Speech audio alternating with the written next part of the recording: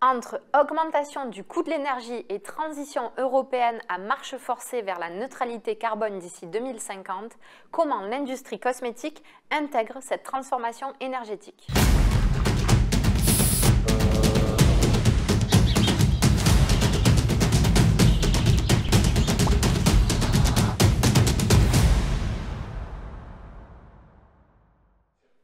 Bonjour à toutes et à tous. Depuis 5 ans, la hausse constante des coûts énergétiques a fortement impacté la rentabilité et la compétitivité des industriels.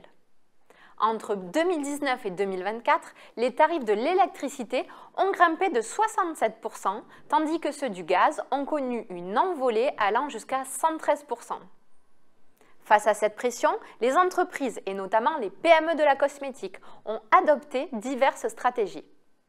Tout d'abord, la maîtrise de l'achat et des consommations énergétiques. Aujourd'hui, la taxation de l'électricité représente jusqu'à 30% du prix payé par les entreprises sur leurs factures. Cette part pourrait encore augmenter au regard de la loi de finances.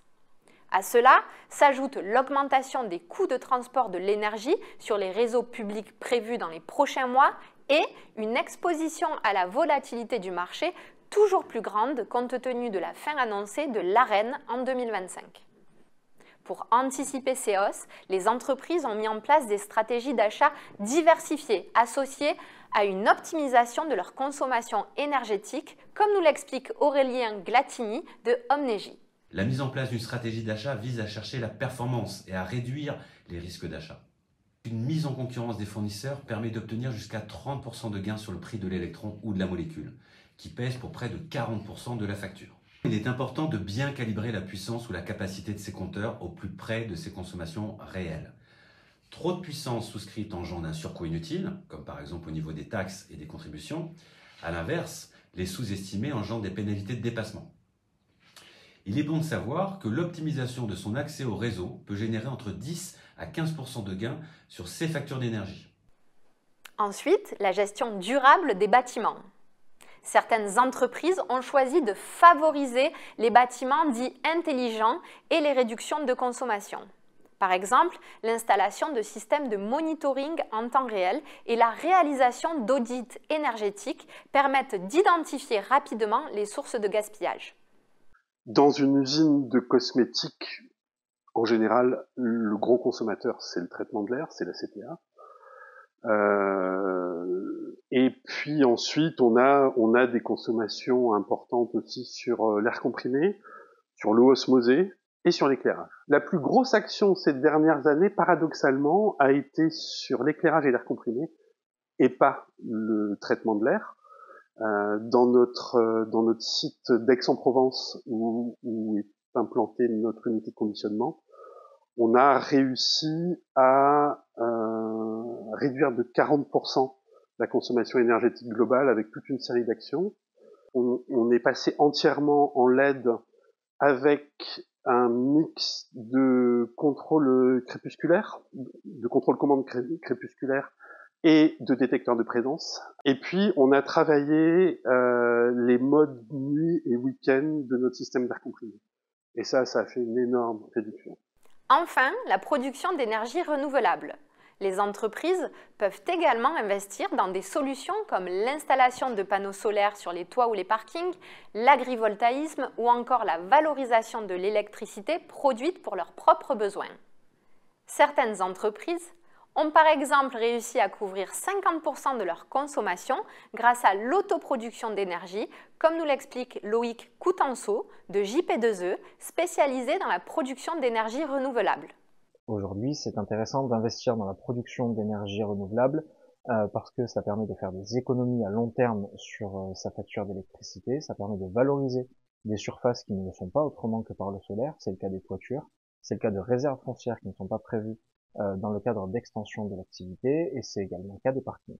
Pour un projet moyen de 250 kg en ombrière, c'est-à-dire sur une surface d'environ 2500 m² de parking, on peut faire des économies qui vont jusqu'à 50 000 € sur l'électricité. Une revente du surplus via un mécanisme d'achat soutenu par l'État à hauteur de 20 000 € par an, c'est donc en tout en cumulé 70 000 € entre l'économie et le gain liés à la revente du surplus qui vont faire économiser et gagner de l'argent à l'entreprise qui aura investi dedans et rentabiliser son projet en environ 6 ans. C'est également intéressant d'investir dans un projet d'énergie renouvelable parce que ça permet de sécuriser une grande partie de sa facture d'électricité, de payer son électricité moins cher à long terme et de pouvoir se décorréler du marché de l'électricité quand ce dernier fait des siennes, comme lors de la guerre en Ukraine. Produire et consommer son électricité, ça coûte aujourd'hui entre 3 et 4 fois moins cher que d'acheter son électricité à un fournisseur classique. Pour découvrir d'autres solutions et exemples, vous pouvez consulter le livre blanc de l'énergie, fruit d'une collaboration entre Cosmed et Corinne Lepage, ancienne ministre de l'Environnement. Il est consultable gratuitement sur le site internet de Cosmed. Ces transformations, si elles sont volontaires, seront suivies par d'autres compte tenu de l'engagement de l'Europe vers une neutralité carbone d'ici à 2050. Rappelons que 3 textes réglementaires clés structurent le cadre actuel. Premièrement, le Green Deal. Il pose les bases d'une économie bas carbone avec un objectif ambitieux, une réduction d'au moins 55% des émissions d'ici 2030 et une neutralité carbone d'ici 2050. Deuxièmement, la directive RED III, qui impose une part minimale de 42,5% d'énergie renouvelable dans la consommation énergétique européenne d'ici 2030, avec un objectif indicatif de 45%. Enfin, la directive CSRD, qui impose aux entreprises de publier notamment des données précises sur leur consommation d'énergie et leur effort de décarbonation. En France, des mesures nationales complètent ces dispositifs. La loi APER, qui accélère le déploiement des énergies renouvelables, et le plan de sobriété énergétique, qui visait une réduction de 10% de la consommation d'énergie d'ici 2024, et les données disponibles jusqu'à présent indiquent que cet objectif a été atteint et même dépassé. La transformation énergétique du secteur cosmétique est donc à la fois un enjeu environnemental et économique. Cosmed soutient les entreprises dans cette transition en organisant des webinaires sur le sujet, en référençant des fournisseurs spécialisés dans ce domaine et en publiant chaque mois les cours de l'énergie. Retrouvez les innovations et solutions qui vous aideront à maîtriser vos consommations énergétiques lors de la prochaine édition du salon CEFIC qui se tiendra les 9 et 10 juin 2026 à Marseille. Merci de votre attention et à très vite sur un prochain Cosmed TV.